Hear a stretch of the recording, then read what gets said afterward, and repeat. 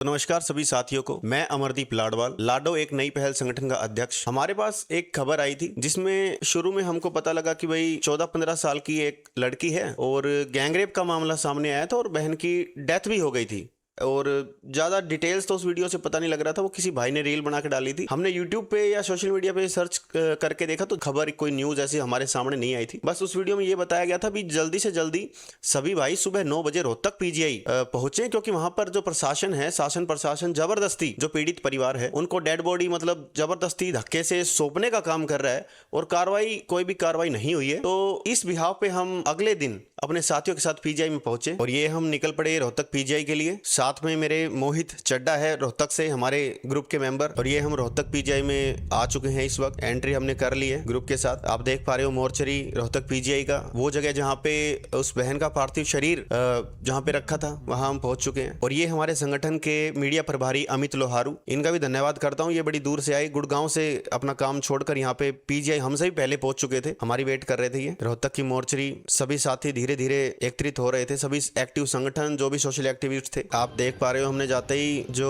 पीड़ित पिता थे, लड़की के पिताजी थे, उनसे उनका हालचाल जाना, ज्यादा बातचीत, काफी लोग उनसे बार बार पूछ रहे थे, मतलब खुरेद कर, लेकिन हमने यही सोचा कि अभी उनको थोड़ा सा समय दिया जाए तो थोड़ा ठीक है, क्योंकि बार बार लोग उनसे सवाल पूछ रहे थे, कैसे क्या हुआ, कितने बजे निकले थे। तो अभी वे थोड़े शांत बैठे थे। हम भी उनके पास जाके कोई ज्यादा उनको बर्डन देने का काम नहीं किया। जो साथी उनके गाँव के थे, आसपास के थे, उनसे ही जानने की कोशिश की हमने भी। ये रोहतक से हमारे साथी विनीत मित्ता भाई, धीरे धीरे जैसे ये खबर, क्योंकि ज्यादा सोशल मीडिया पे तो फैली नहीं थी, लेकिन जैसे भी पता लगा तो धीरे धीरे मीडिया भी वहां पे, जो लोकल मीडिया है, यूट्यूब मीडिया कह सकते हो, वे भी आने लग गए थे। और सोशल एक्टिविस्ट जो भाई सामाजिक तौर पे अपना कर्तव्य समझते हैं कि ऐसे बहन बेटियों के लिए खड़े होना, वे सभी धीरे धीरे भीड़ बढ़ती जा रही थी। और यहाँ पे जो एक्टिविटी है वो शुरू होती है। ये पोस्टमार्टम के लिए यहाँ पे बातचीत चल रही है। यहाँ पर हमको भी मतलब शुरू में कुछ समझ नहीं आया, क्योंकि जो स्टाफ था मेडिकल का वो कह रहा था कि भाई पोस्टमार्टम हो गया है, रिपोर्ट जा चुकी है, पुलिस वाले लेके जा चुके हैं। और पुलिस वाले,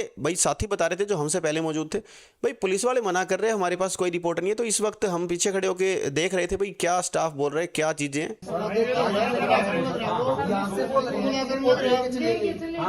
तो सर उसका हमें पता तो होना चाहिए, लेके गए हैं कि नहीं लेके गए हैं, या झूठ बोल रहे हैं, सच में लेके गए हैं। खाली पूछने के लिए आए हैं। आराम से बता देंगे। आराम रह रहे हैं। 24 तारीख की मरनी हुआ, सॉरी, हमने दी थी, पुलिस ने यहाँ रखवा रखी है। ठीक है, पुलिस ने एप्लीकेशन दी थी कि भाई शाम को हमारे पास बारिश नहीं है, कृपा करके हमारी बॉडी रख लो। हमने रखवा दी बस। तो सर वो रिपोर्ट है सर, वो रिपोर्ट मैं पता करता हूँ, आईओ को दी होगी और नहीं दी होगी, और नहीं दी होगी तो विदिन 24 आवर हम दे देते हैं। अगर नहीं आप रिपोर्ट दे दो भाई। अब तक ये भी नहीं पता था कि भी पोस्टमार्टम हुआ भी है या नहीं हुआ है। आप डॉक्टर साहब की जो बातें हैं वो सुन सकते हो, क्योंकि वे भी कह रहे हैं शायद भाई पोस्टमार्टम तो शायद हो गया है। तो शायद वाली बातें वे ही ढंग से नहीं बता रहे थे या बता नहीं पा रहे थे। जो भी था कंफ्यूज्ड सिचुएशन थी इस वक्त। ये कह रहे थे भी पोस्टमार्टम तो शायद हो गया है, पुलिस वाले ले गए हैं। आप इंचार्ज से बात करो, हम आपको पोस्टमार्टम की डिटेल्स या फिर वो चीज नहीं बता सकते। एक फॉर्म आता है, एक फॉर्म आता है, वो आप लोग भर सकते हो और उसके बाद हम आगे का जो प्रावधान है वो आपको बताएंगे। पुलिस कराती है पोस्टमार्टम पुलिस कराती है, पुलिस बताएगी। और आपको कॉपी लेनी हो तो उसका तरीका है, एक फार्म आता है, मैं मंगवा देता हूँ। वो फार्म लेके पुलिस वालों के साइन करा के और यहाँ फीस जमा करा के आप भी ले सकते हो कॉपी। कोई बात नहीं। 24 घंटे के अंदर हर पोस्टमार्टम की रिपोर्ट हम आईओ को दे देते हैं। सर जो फॉर्म आप बता रहे हो मंगवा दो, वो कर देंगे, वो फार्म मंगा देंगे। मंगवा दो। तो यहाँ पे जो सोशल एक्टिविस्ट थे, जो साथी थे, वे कह रहे थे भाई वो फार्म हमें दीजिए, हम उसको भरने के लिए तैयार है। कहने का मतलब प्रशासन की तरफ इन्होंने बोल दिया था भी वो शायद ले गए हैं और उन्हीं को बताएंगे, हम आपको नहीं बताएंगे। तो शायद वाला मामला था, कंफ्यूज थे अभी। तो अब हम आगे पुलिस से, जो दादरी का मामला था, जो सिटी थाना है, जो SHO है, जो इस केस के IO ऑफिसर है, उनसे कांटेक्ट करने की कोशिश करेंगे। तो आगे देखिए।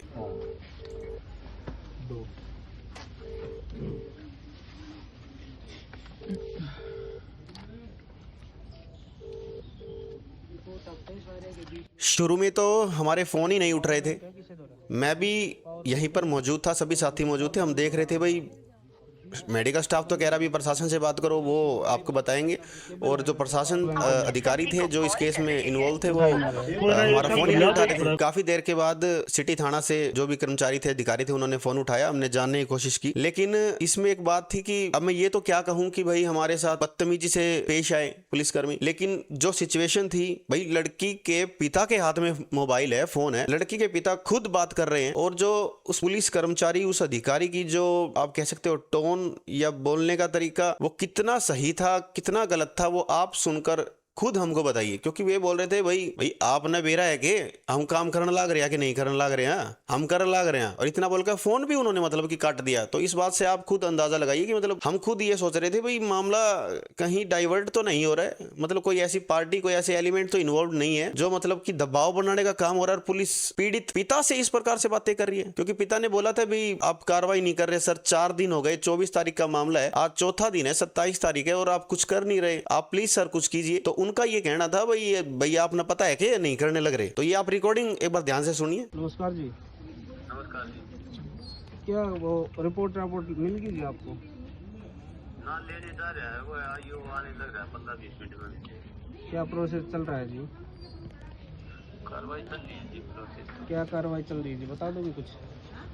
हाँ बता देंगे इसके। आज 4 दिन हो गए जी, बताओ अरेस्ट कर लेंगे किसने कर लोगे जी? साहिल वगैरह ने। तो इसका बच्ची आज 4 दिन हो गए, तो अब तक कुछ नहीं हुआ है। हाँ तो भाई कर जाना है। अच्छा जी। नाम फोन नंबर नाम फोन नंबर है तब भी आप नहीं कर रहे जी। अगर नाम नंबर नहीं होते तो भी तो बहुत मुश्किल हो जाता जी। भाई आपने के बेरा नहीं कर रहे। अच्छा जी, आज 4 दिन हो गए जी, 4 दिन में तो हो जाना चाहिए था जी। 4 दिन से फालतू काम कर रखा है, रोड करने लग गया। कब तक हो जाएंगे? कब तक हो जाएंगे जी? जल्दी से जल्दी हो जाए। जल्दी भी कुछ हो जाए। जल्दी का टाइम भी होगा थोड़ा, 1 घंटे 2 घंटे, 3 दिन में 4 दिन में। आप एक नंबर से किसी बंदे को उठा नहीं सकते। और वो लड़की का क्या चल रहा है जी? वो लड़की को उठा के लाई।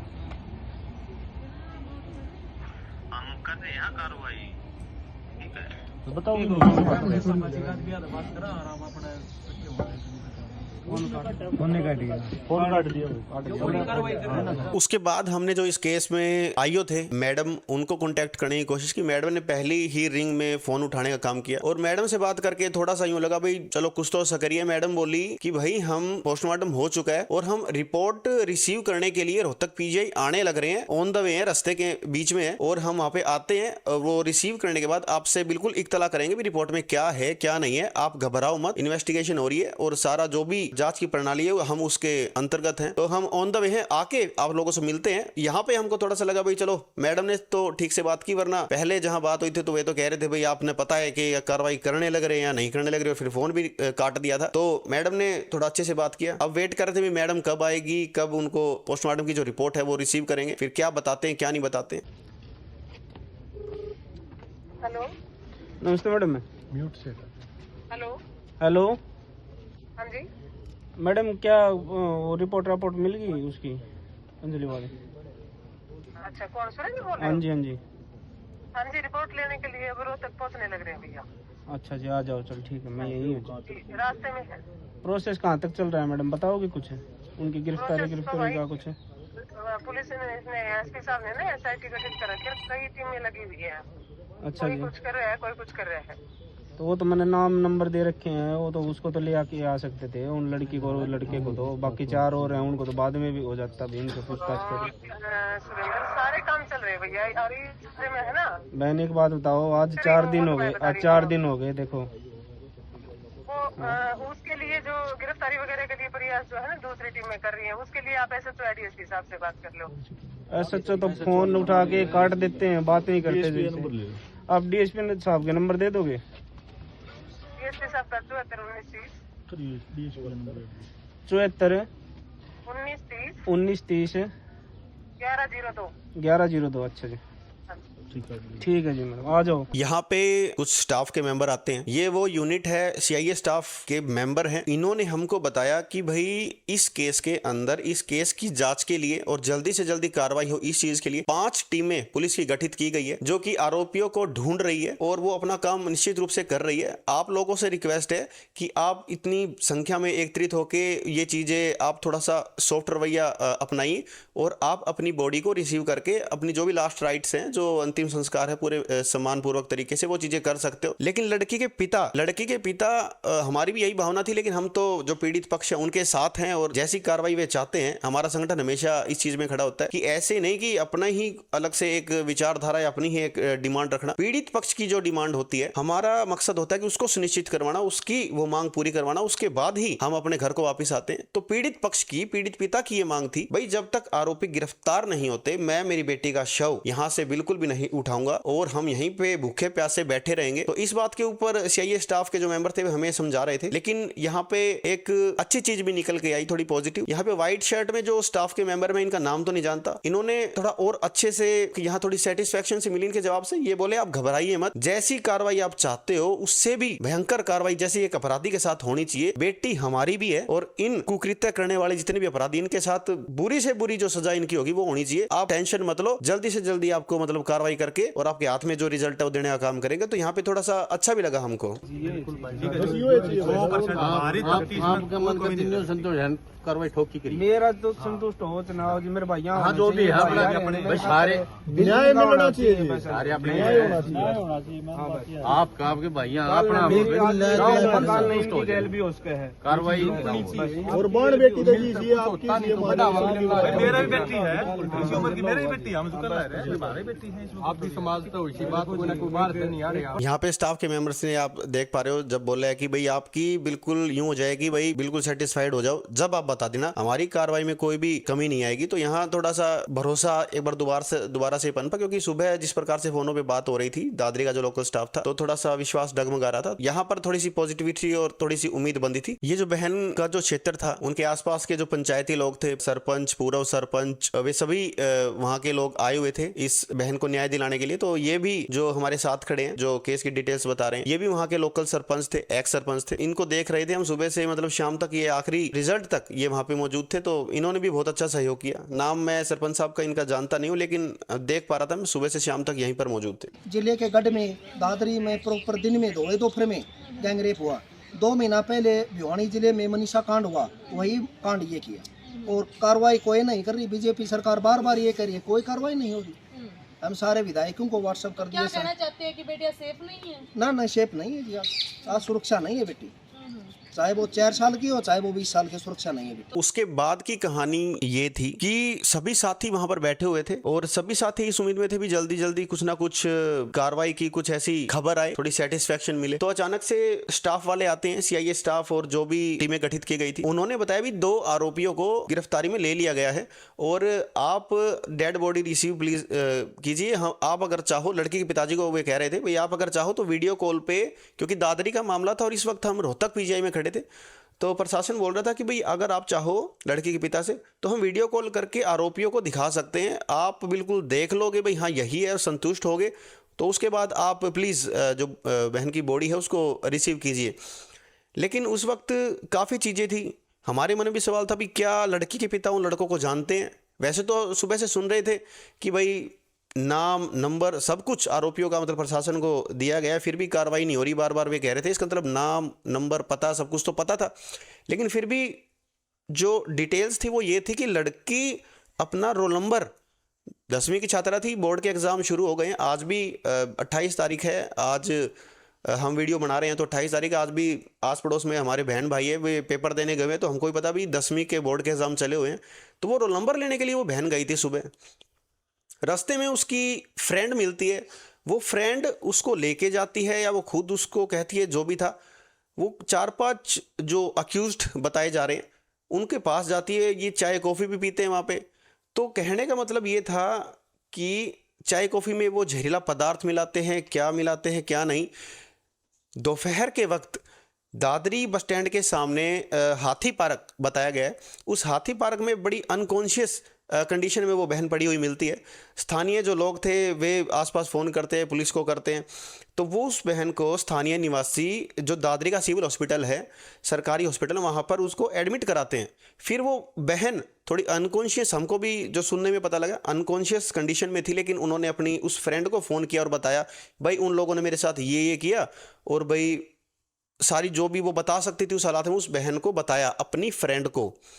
तो लड़की के पिता के ऊपर अब ये बात थी भाई आप वीडियो कॉल पे अक्यूज्ड को देख लो, गिरफ्तार कर लिए गए हैं। तो हम पूछ रहे थे क्या सर आप जानते भी हो क्या उन लोगों को, या फिर वो लड़की भी आपके साथ हो जो अपनी जो मृतक बहन थी उसकी फ्रेंड थी, भाई वो इस चीज़ को कंफर्म कर पाए हाँ भाई यही थी। तो उन्होंने बोला भाई हाँ वो सारी चीज़ें हो जाएगी, लेकिन लड़की के पिता भी ये बोले भाई मैं वीडियो कॉल पे नहीं देखूंगा, आप मेरे को व्यक्तिगत रूप से मेरे को देखना है बिल्कुल मेरे सामने। और जो सभी सामाजिक लोग वहाँ पे इकट्ठे थे, फैसला यही हुआ कि लड़की के पिता को दादरी थाना रोहतक पीजीआई से लेकर जाओ आप लोग, और कुछ सोशल भाई भी हमारे उनके साथ जाएंगे ताकि कोई मैनिपुलेशन या कुछ नेगोशिएशन ऐसा ना हो। उसके बाद उनको लेके जाया जाता है और हम हमारे साथी उस वक्त रोहतक पीजीआई में उनका वेट ही करते रहे लगभग 2 घंटे 2.5 घंटे।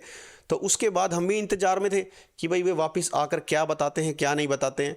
फिर वापस वे लड़की के पीड़ित जो पिता थे वे आते हैं, हमारे सभी साथी आते हैं, और हमको पता लगता है कि भाई 2 नहीं उस वक्त तक लगभग नहीं मतलब सारे ही जो भी अक्यूज थे उनको गिरफ्तार कर लिया गया था। और 4-5 मेन अक्यूज तो थे ही, उसके अलावा जिनका छोटा मोटा सहयोग जैसा भी सहयोग था इस कुकृत्य में, उन सभी को 10 से 15 लोग बताए गए भी गिरफ्त में थे उस वक्त। फिर जो लड़की के पिता थे उन्होंने जो ऑफिशियल तरीके से रिटर्न में एप्लीकेशन दी, भाई हम अपनी स्वेच्छा से बेटी का जो शव है वो रिसीव करना चाहते हैं, अब कोई दिक्कत नहीं है। और फिर बाद में आप यहाँ पर देख सकते हैं कि यहाँ तो हम वेट कर रहे थे उनका, यहाँ पे ऑफिशियल तरीके से रिटर्न में जो स्टाफ है उनको मेडिकल स्टाफ को लिखित में दे दिया और बॉडी रिसीव करने के लिए उन्होंने अपना अप्रूवल दे दिया। उसके बाद जो लोकल मीडिया थी, यूट्यूब मीडिया थी या जो भी चैनल और जो भी रिपोर्टर वहाँ पे आए हुए थे, उनको इन्होंने ऑफिशियल तरीके से बाइट दी, भाई मैं सेटिस्फाइड हूँ। सेटिस्फाइड तो क्या मतलब, भाई जो मांग थी भाई गिरफ्तार करना है सारे आरोपियों को वो हो चुका है और मैं स्वेच्छा से बॉडी रिसीव करने लग रहा हूँ, ये ऑफिशियल तरीके से इन्होंने बाइट दे दी गई। गिरफ्तार कर लिया गया है उनको, जाके मैं खुद देख के आया हूँ वहाँ पे। मैं पुलिस की कार्रवाई संतुष्ट हूँ और मैं गुड़िया का दाह संस्कार करने के लिए राजी हूँ। अच्छा, कितने आरोपी तो पकड़े हैं? अभी फिलहाल 3 आरोपियों को पकड़ा गया है और जितने भी हैं उनको भी पकड़ने का प्रयास कर रहे हैं।